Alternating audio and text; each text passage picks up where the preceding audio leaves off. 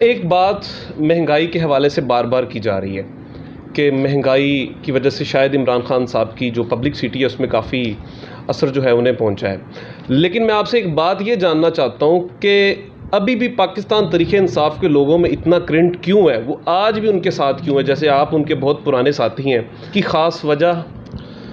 دیکھیں, میں 2013 میں جو ہے نا نون لیگ کے ٹکٹ کے اوپر بلدیات الیکشن لڑنے کی پوری تیاری تھی میری. تو جب عمران خان کا ویژن میں نے دیکھا اور ان کی سچائی, ان کی ایمانداری, اس کے بعد میرا فوکس عمران خان صاحب کے اوپر ہوا تو میں نے پارٹی جوائن کی.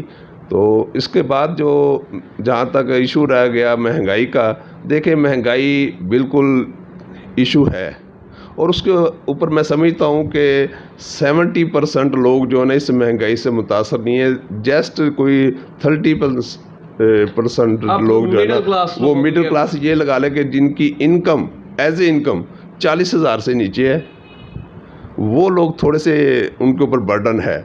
دیکھیں یہ برڈن عالمی برڈن ہے. ہمارے وزیر اعظم عمران خان صاحب نے اس برڈن کو بھی بڑی اچھے طریقے سے عوام کے اوپر بوجھ نہ پڑے.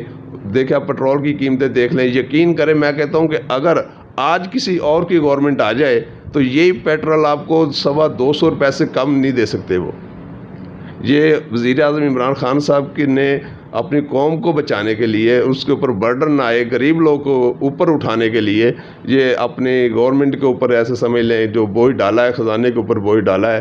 تو وہ بوجھ بھی نہیں ہے, وہ بھی عوام کا پیسہ ہے. عوام نے ٹیکس دیا ہے پہلے سے زیادہ, 700-800 ارب ہم نے ٹیکس کلیکٹ کیا ہے. تو ہم نے وہی ہے جو ہے نا اس کو سبسڈی دے کے عوام سے اوپر دی ہے.